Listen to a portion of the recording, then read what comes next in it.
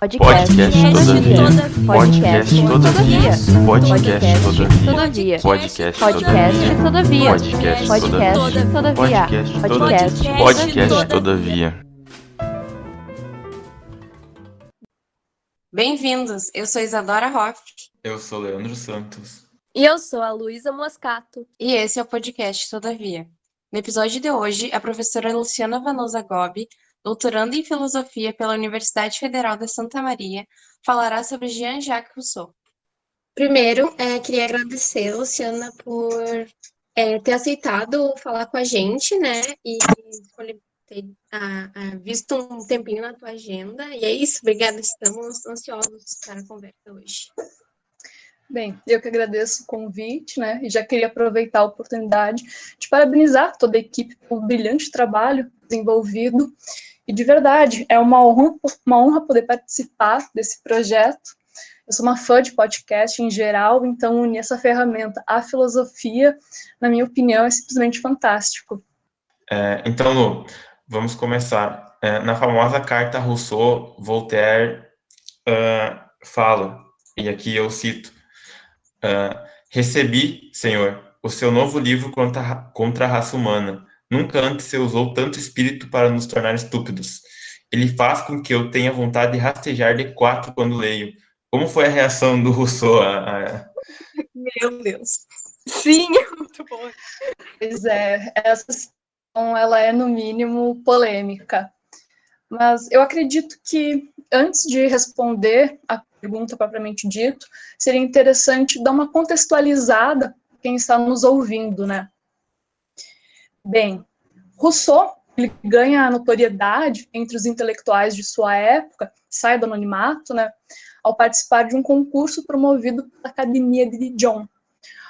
Como que funcionava esse concurso, né? A academia, ela propunha uma questão, as pessoas escreviam pequenos textos respondendo, então, essa questão que for apontada. Na ocasião que Rousseau participou, ganhou esse concurso, a pergunta que fora feita era se as artes e a ciência contribuem com o progresso, com o desenvolvimento da humanidade.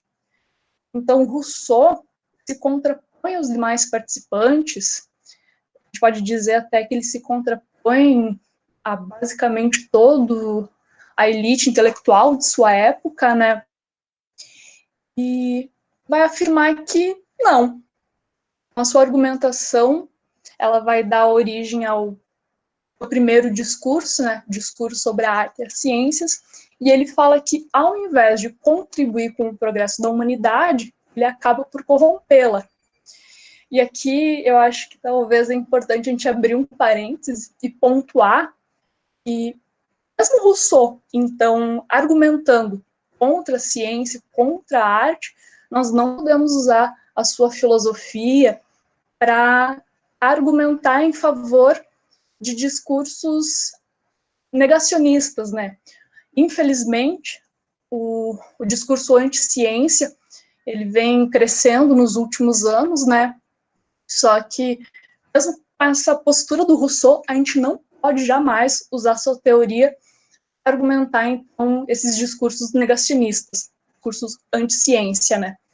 Até mesmo porque, sim, Rousseau crítica, né, a arte, a ciência, apontando que ela seria a responsável pela corrupção dos seres humanos, mas ele vai interpretar a ciência e a arte como, ao mesmo tempo que ela seria o veneno, só ela seria o remédio. Então, aí agora entrando um pouco mais na questão, eu acho que Rousseau não recebeu essa crítica do Voltaire com muito entusiasmo. Eu também acho. Só que o Rousseau, ele se meteu em tantas discussões, tanto que a gente começa a observar o número de cartas-respostas que ele escreveu ao longo da vida. Então a gente vai observar que o Voltaire não foi o único inimigo. Eu acho que, de repente, a curto prazo, isso pode não ter causado um impacto tão grande, mas eu acredito que sim. a longo prazo isso foi bastante prejudicial, e eu até arrisco dizer que, possivelmente, essa discussão, somada às outras, né, possa sim ter contribuído com o adoecimento mental dele. E a gente pode exemplificar um pouco isso, pensando que já no final da vida, ele, numa situação bem difícil, acaba sendo abrigado, acolhido pelo Hilme, e são lançadas cartas criticando ele no anonimato. Essas cartas, na ocasião, foram escritas pelo Voltaire também. Só que o Rousseau já com problemas mentais, né, ou alucinando, ele acredita que quem escreveu isso foi o próprio Hilme, quem estava lhe oferecendo abrigo. Vocês imaginam, né, a confusão que isso... Nossa, meu Deus, deve ter. Sim. Imagina, meu. E tá pensando já? Ih, paranoia pegando.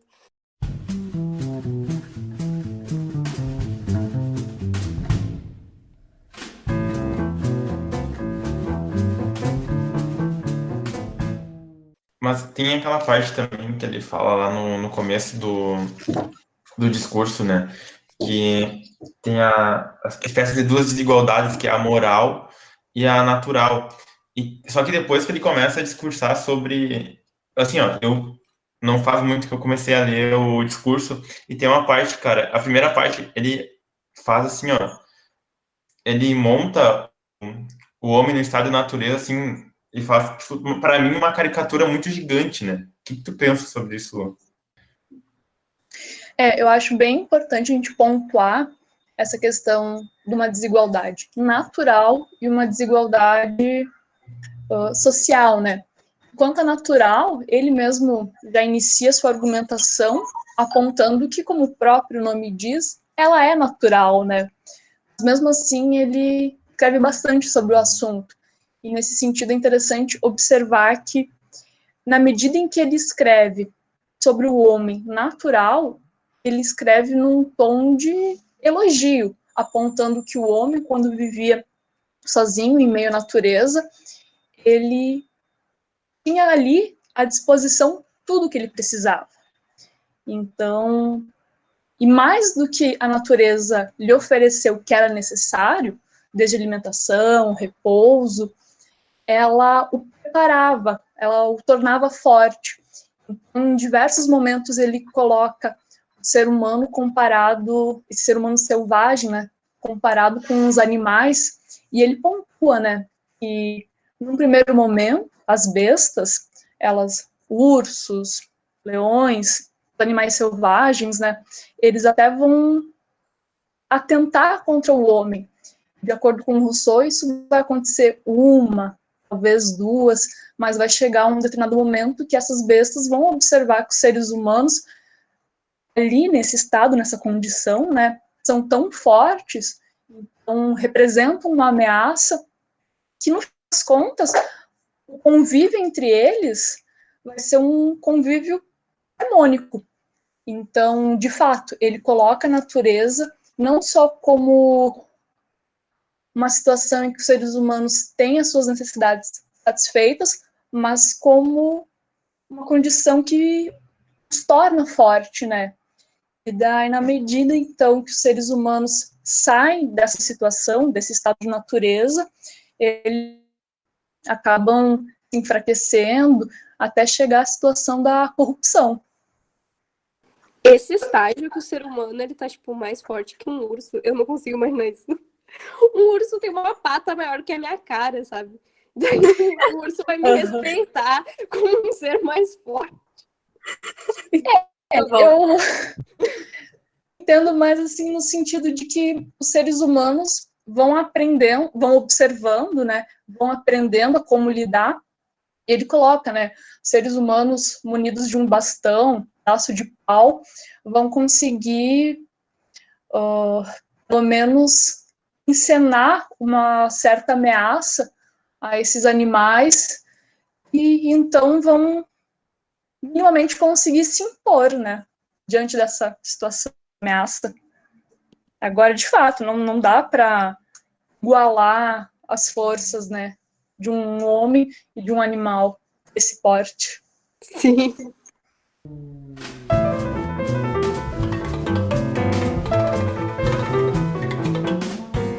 Pulando para outro assunto, os relatos coloniais sobre as populações ameríndias tiveram algum papel na imagem que ele tem do bom selvagem? Uma pergunta. Se pensarmos que no discurso sobre a origem, o fundamento da desigualdade entre os homens, né, esse livro nós vimos discutindo, lá o autor ele coloca então esse conceito de estado de natureza, de bom selvagem, como uma hipótese. Se a gente for ainda além, pegar o contrato social, ele também afirma que não se deve considerar as pesquisas e que se possam entrar nesse assunto um raciocínio hipotético. Só que, então, na primeira leitura, a gente poderia afirmar não tem relação, não influenciou. Mas, na verdade, eu entendo que sim, tenha influenciado de alguma forma. Daí eu até separei uma citação do próprio segundo discurso. Aí gostaria de ler para vocês. Abre aspas. Aí estão, sem dúvida, os motivos pelos quais os negros e os selvagens dão tão pouca importância aos animais ferozes que possam encontrar nos bosques. Os caraíbas da Venezuela, entre outros, vivem a esse respeito na mais profunda segurança e sem o menor inconveniente. Embora quase nus, diz François Corel, não deixam de corajosamente expor-se nas matas, armados unicamente de flecha e arco. Então, isso que sim, a gente pode falar que exerceu alguma influência, porque o Rousseau coloca, né, o relato de um navegador. Então, eu interpreto que ele teve contato aos relatos desses navegadores, ele tinha consciência do que estava acontecendo, e ele cita a Venezuela como um exemplo, né? Então, por mais que ele queira manter uma formalidade, né, pensando na sua argumentação filosófica, então coloca ali como estado de natureza, um conceito, uma hipótese, eu penso que sim, que esses relatos influenciaram. Para mim, parece ser bem óbvio, assim, porque a maneira com que ele fala, né, da mesma forma que tu falou, por mais que ele tente ser mais formal, mas de qualquer forma, tem muita similaridade, né? Pode Eu falar. acho interessante também que o estado de natureza do Rousseau não é necessariamente o sinônimo de estado de guerra, como em Hobbes, por exemplo, né? Com certeza, tanto que ele faz várias críticas ao Hobbes, apontando que o homem que o Hobbes vai descrever, vai apresentar, não é um homem natural, já é um homem corrompido. Resumindo um pouco essa questão, a gente pode dizer que o Rousseau aponta para o Hobbes como você foi muito raso na sua análise, você deveria ir mais a fundo, que o homem que você está analisando já é o homem social, já é o homem corrompido.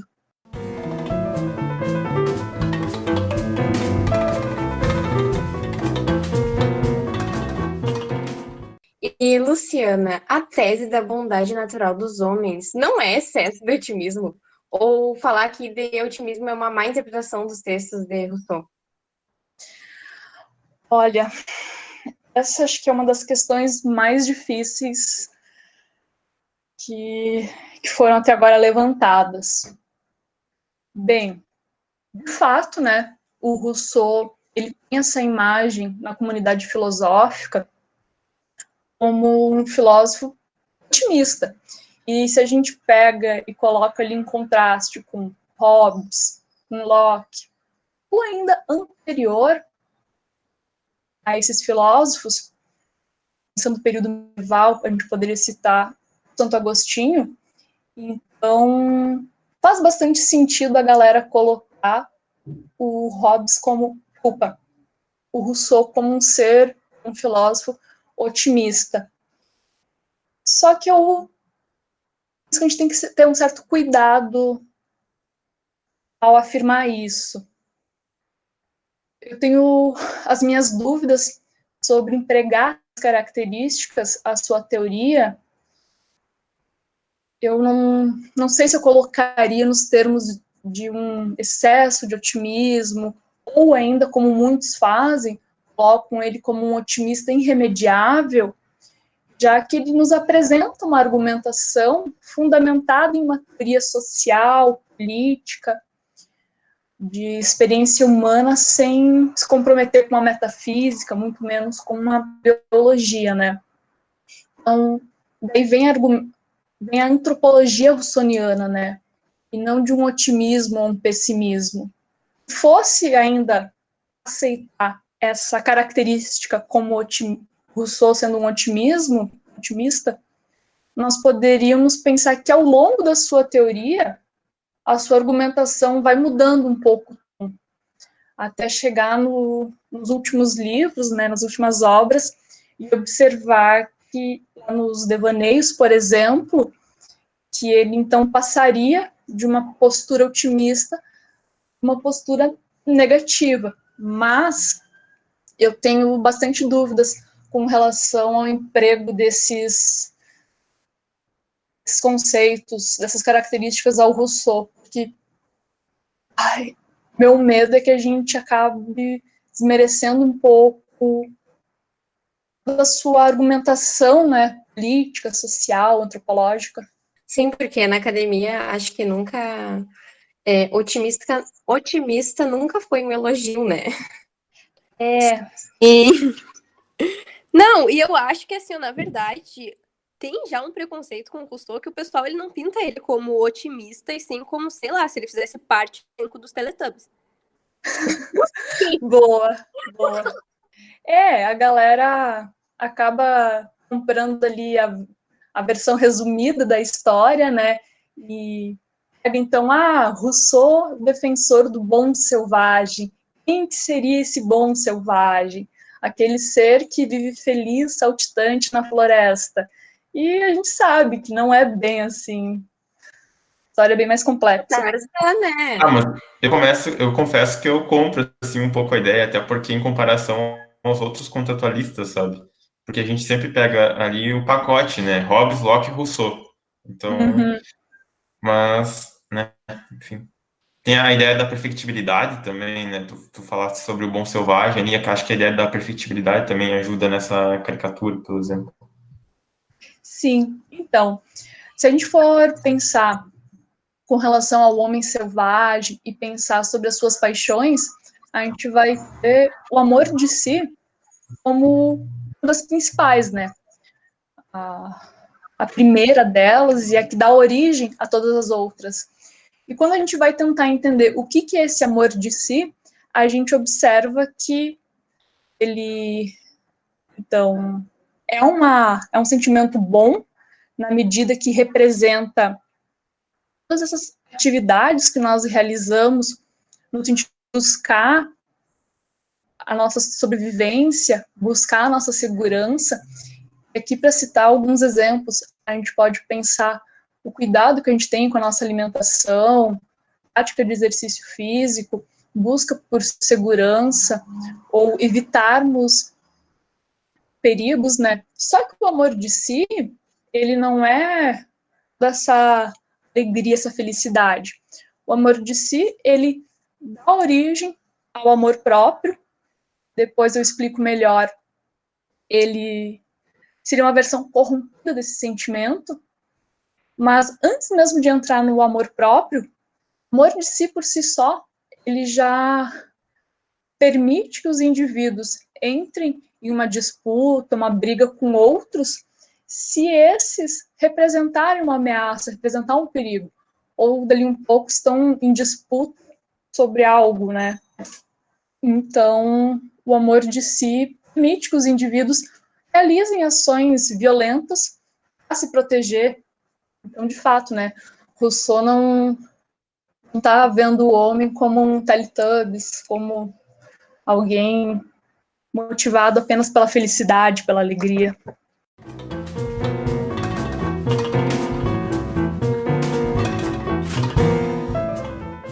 E gostaríamos de te ouvir, né, sobre a seguinte afirmação do Arthur Melzer, e aqui eu vou citá-lo, abre aspas.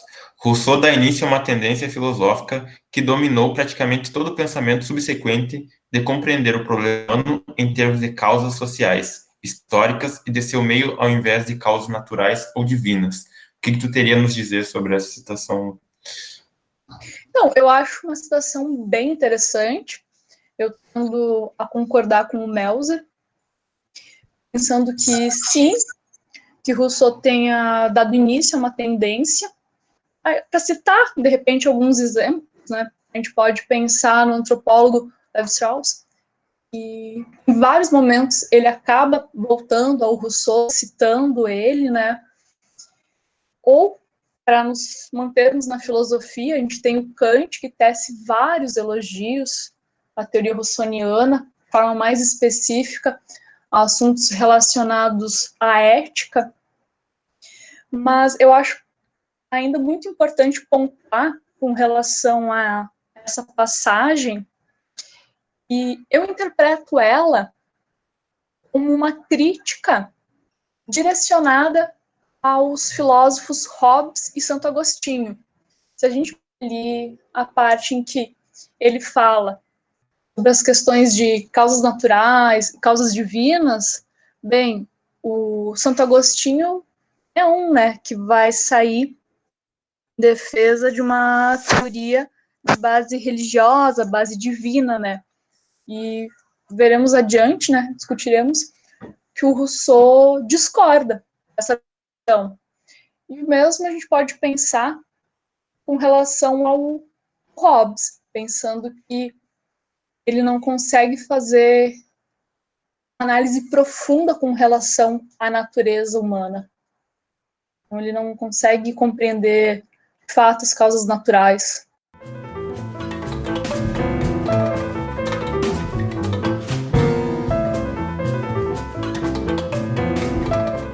Tem a noção também de como é feito o contrato, né? Por exemplo, no Hobbes é para solucionar os problemas devido do estado da natureza, né? Já no Rousseau é totalmente ao contrário, né? Temos aquela famosa frase do o homem nasce bom e a sociedade o corrompe. Já, e o primeiro contrato, o contrato legítimo, já é baseado na própria força, né? Sim, com certeza. A gente só consegue entender, de fato, a distinção dos contratos apresentados pelo Hobbes e pelo Rousseau, quando a gente pensa a interpretação que eles vão ter com relação à natureza humana. Então, a gente observa lá o Hobbes tendo essa visão dos seres humanos como seres egoístas, que estão propensos à disputa, à rivalidade. Então, diante desse cenário, que representa um perigo a todos, faz bastante sentido ele venha com uma proposta de que precisamos abrir mão da nossa liberdade, precisamos, então, obedecer o Estado, a gente abre mão da nossa liberdade em troca de segurança. Então, vamos obedecer ao Estado, o Estado vai, obrigatoriamente, né, esse papel de nos fornecer segurança, para que o estado de natureza, para ele, é uma situação de perigo, né, perigo iminente. Agora, como o Rousseau não tem essa perspectiva de violência com relação ao estado de natureza, claro, né, ele observa que do estado de natureza para o estado social, muita coisa acontece, né? Por exemplo, a corrupção dos homens. Então, sim, ele vê a necessidade de também formular um contrato em que todos vão aderir, né? E na medida, então, que todos compactuam, assinam esse contrato, todo mundo tem a possibilidade, né, de se tornar tanto obedecer quanto mandar, né?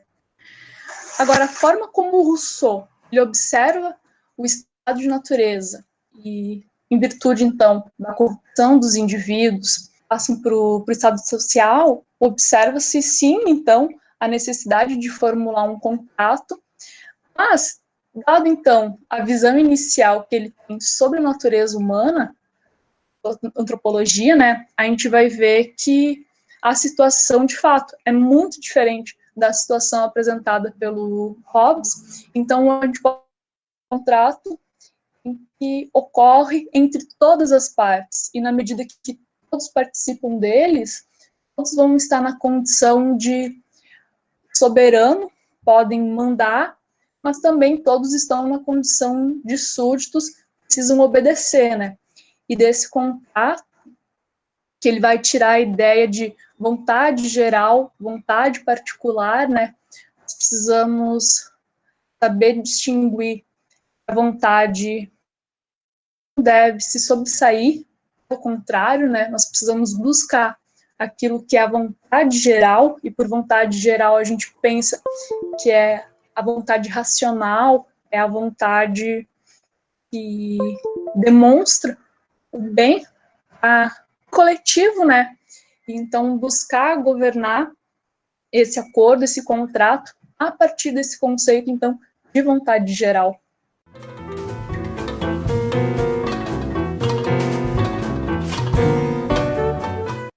Esse conceito de vontade geral não seria a soma das vontades individuais, né, Luciano? Não. Acho que são legal pontuar, né, porque a maioria Sim. confunde. Essa questão ali da nomenclatura, né, vontade particular, vontade geral, acaba que muito fácil de confundir, né? Parece que vontade particular é só a minha vontade, e parece que a vontade geral seria uma soma das vontades particulares, das vontades de cada coletivo. Mas o Rousseau pontua e não. Inclusive, é muito difícil a gente conseguir alcançar a vontade geral, porque essa vontade geral, diferente do que o nome diz, ela não é a vontade da maioria, ela é uma vontade racional. Então, a gente conseguir compreender que o meu desejo, a minha vontade, muito provavelmente não é a certa, não é o que busca o bem para a coletividade, é muito difícil. E em virtude dessa dificuldade, é que Rousseau apresenta a figura do legislador. E a figura do legislador, ela é uma figura, ela tem um caráter temporário.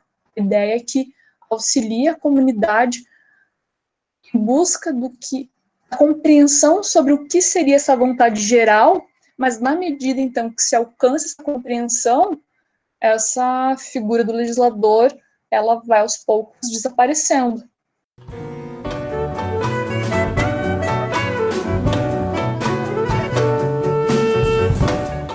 Luciana, agora passando um pouco para o segundo discurso, né? Que, de acordo com ele, qual que seria o papel das paixões na nossa vida moral? Então, essa também é uma questão muito importante. Que as paixões certamente desempenham um papel central. Ainda mais pensando, como eu disse anteriormente, né? O amor de si. O amor de si, ele é uma paixão inicial, uma paixão que, além de ser ela a primeira, ela vai dar origem a todas as outras.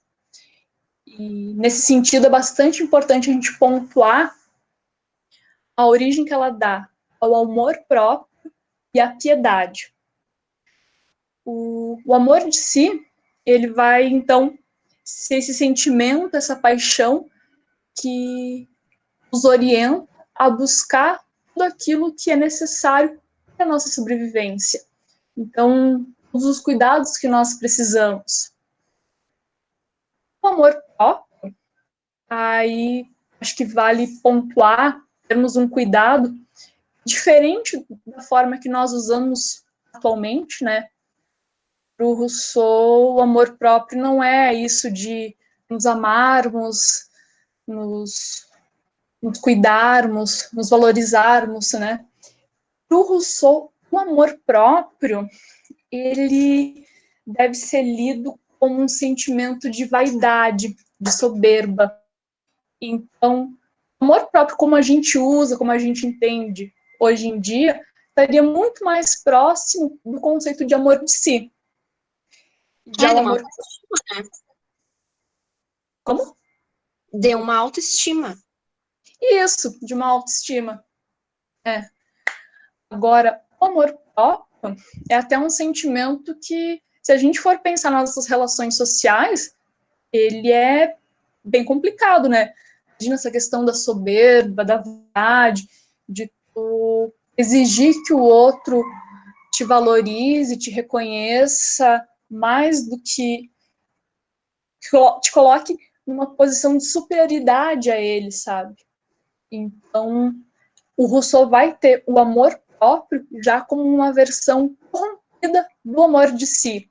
Então, o amor de si seria o sentimento, a paixão que vai guiar os indivíduos no estado de natureza. O amor, ele vai surgir justamente quando os indivíduos realizam essa transição do estado social, né? Eu acho... Outra coisa, né, que é interessante pontuar, se a gente pensa aquele indivíduo que está sozinho, meio à natureza, que eventualmente vai ter contato com outros seres humanos, não dá aqui também para a gente imaginar que os indivíduos estão sozinhos, absolutamente isolados, sem nenhum contato com outros indivíduos, né? Então, sim, há contatos, embora nessa primeira situação, nesse primeiro estágio, eles não estabeleçam relações, né? Então, na medida que surgem catástrofes naturais, e nesse sentido a gente pode pensar desde seca, períodos de enchente, tornado, qualquer catástrofe, né? Fazem com que os indivíduos se aproximem no intuito de se proteger. Associado isso, seria um fator externo, nós temos outro fator interno. Então, é a questão da perfectibilidade. O Rousseau coloca a perfectibilidade como uma característica dos seres humanos, né? Essa característica, então, o que ela é? É a nossa capacidade de se aperfeiçoar. Então, associado a esses dois fatores, interno e externo, os indivíduos se aproximam. E então, a partir do momento que nós estamos no mesmo espaço com outros, que então surgem essas situações de comparação. Nossa, aquele dança melhor do que eu, ela se pinta melhor, aquele fala, aquele canta melhor do que eu. Então, é nesse momento que a gente passa a viver em sociedade que vão surgir, né, sentimentos de inveja, vergonha, timidez. E então, há uma gama de sentimentos aos quais os indivíduos não estavam até então acostumados, não passavam por essa situação, né? Então, nesse sentido, a gente começa a ver a transição do amor de si para o amor próprio, mas nem tudo está perdido, né? O Rousseau também aponta que o amor de si, além de ter essa versão corrompida, é o amor próprio, ele também dá origem à piedade. A piedade aqui, então, entendida como uma extensão do amor de si ao próximo. Se o amor de si antes compreendido como o autocuidado, agora a gente pode pensar na piedade como o cuidado, a preocupação com o próximo, com os nossos semelhantes.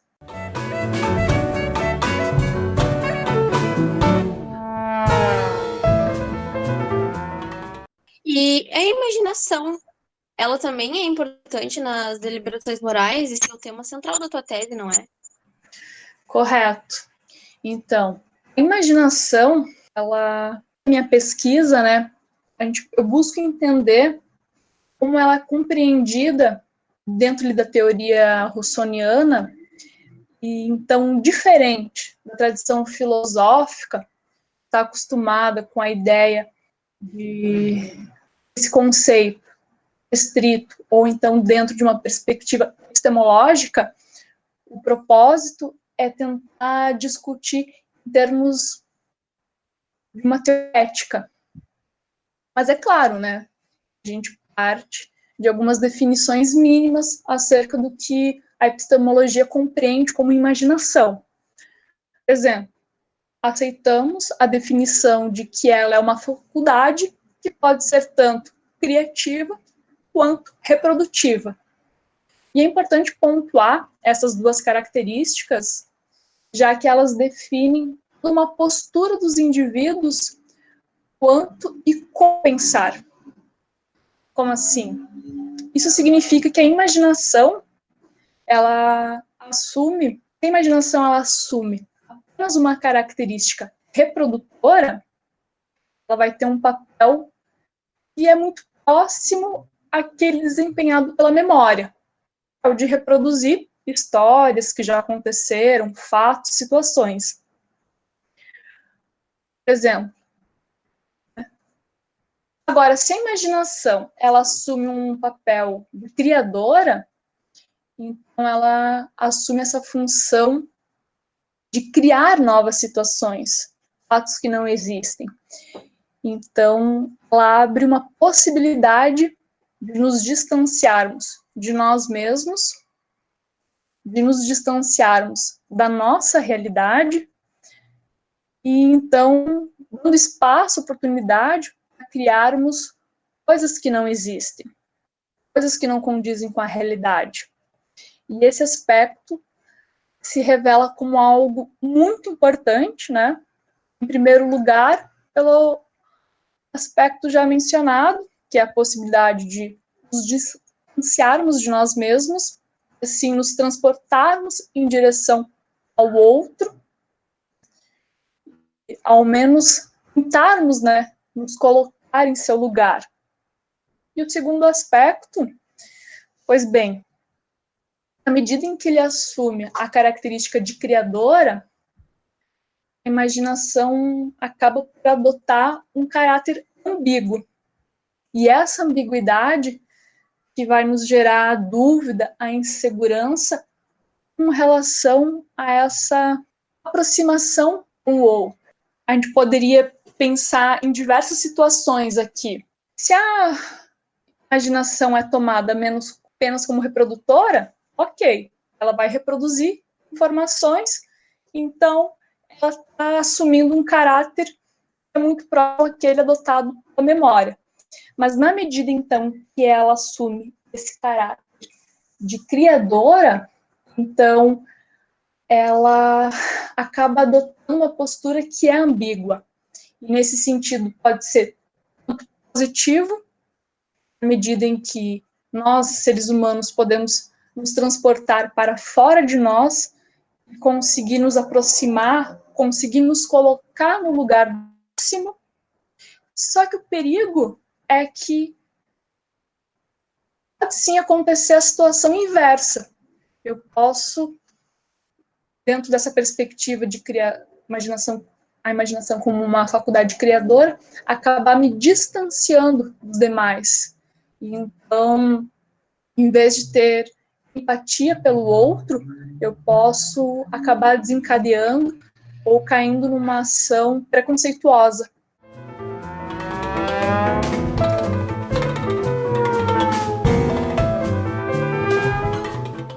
E, Luciana, eu me pergunto, assim, se depois que a sociedade corrompe o homem, ele tem alguma forma de voltar a esse estado de bondade que o Rousseau coloca inicial, ou ele tá ferrado? Boa. A tentativa tem. E a tentativa do Rousseau ocorre diante de duas frentes, né? Uma política, na medida em que ele se dedica a escrever o contrato social, né? Mas principalmente quando ele se propõe a escrever o Emílio, ou da educação, que então ele se dedica a todo um projeto educacional apontando como que as crianças deveriam ser educação natural, é necessário primeiro educar os sentidos, os sentimentos, só depois ensinar a ler, escrever, que o objetivo é que as crianças consigam se entender, né? Consigam compreender, lidar com os seus sentimentos. Aí, na medida que ele cresce, vai aos poucos aprendendo algum ofício, manual, para desenvolver habilidades. No avançar, ele começa a entender o funcionamento da sociedade, as questões políticas. Então, o Rousseau, sim, ele se dedica a todo um tratado pedagógico sobre como educar o indivíduo para que ele não se corrompa, ou que os estragos feitos sejam minimizados. Redução de danos. Redução de danos.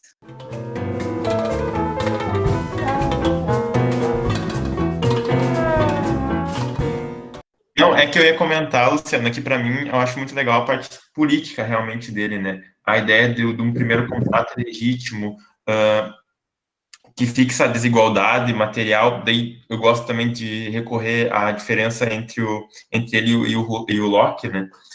Nessa questão da propriedade. E eu acho muito interessante isso, na verdade. Me agrada bastante o Rousseau. Mas, dando continuidade, né?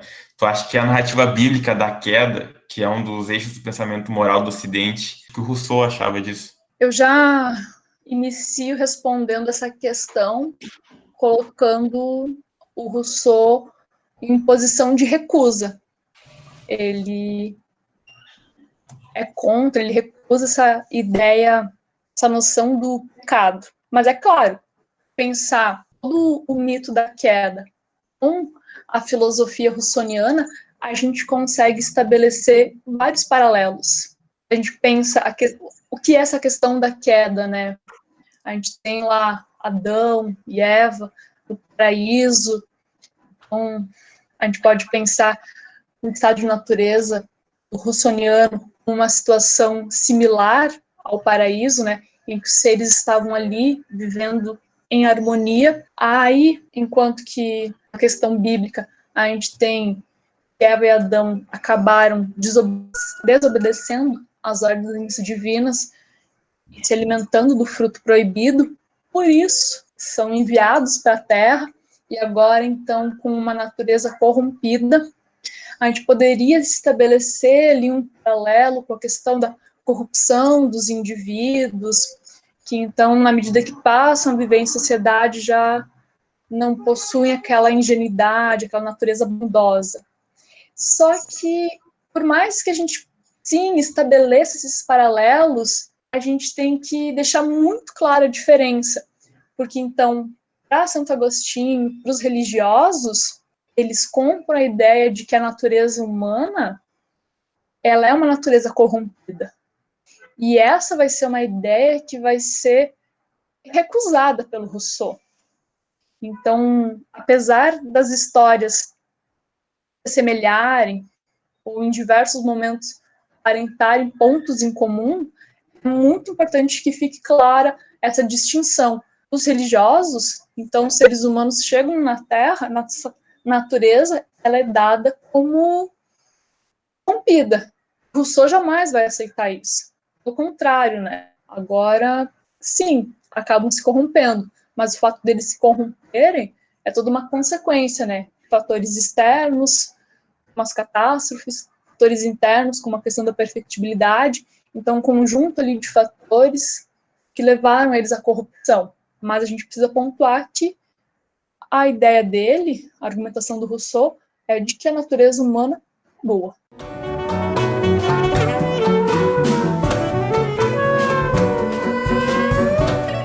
Voltando então, que tu já tinha citado um pouco sobre o Emílio. Como que tu pensa que uma feminista interpreta esse capítulo 5 de Emílio? Nossa, essa realmente é um duro golpe do Rousseau com as mulheres, independente de serem feministas ou não. Eu ouvi, certa vez, a professora pesquisadora Yara Pratesti. Ela é uma pesquisadora robesiana, ela fala que só grandes filósofos são capazes de grandes contradições. E ela até coloca o Rousseau dentro dessa situação, né?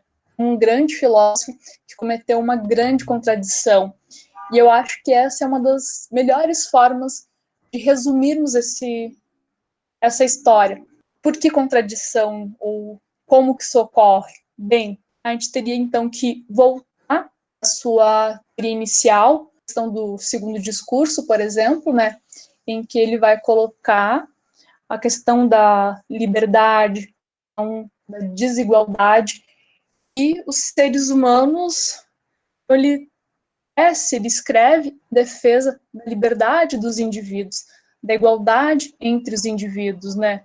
Só que vai chegar, então, uma determinada altura, aqui na obra do Emílio, ele simplesmente não encara as mulheres como indivíduos.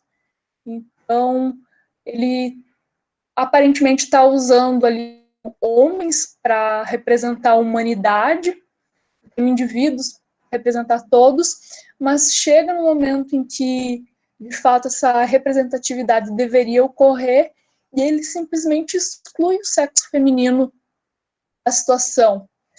E essa exclusão já é terrível, a situação consegue ainda piorar, porque não só exclui, então, a mulher da possibilidade de exercer uma liberdade, uma igualdade, como ele vai desenhar todo um projeto educacional às mulheres nesse sentido de servir os seus maridos. Então, ele coloca a mulher numa condição de subserviência, dado que só assim os homens eles podem usufruir da vida pública.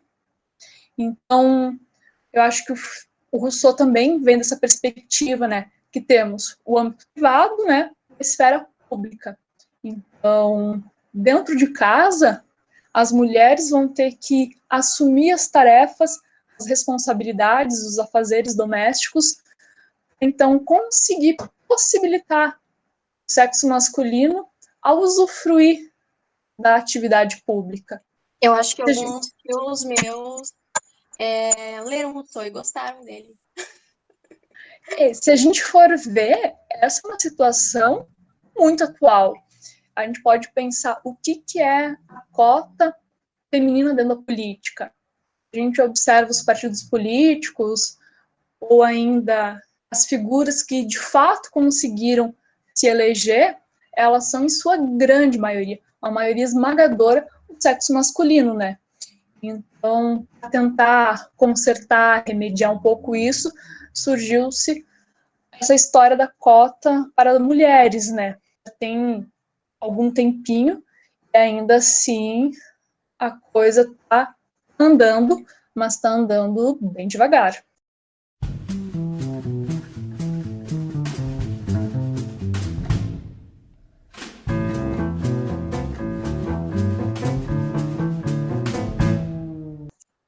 Luciana, foi um prazer conversar contigo. Foi ótimo a nossa conversa.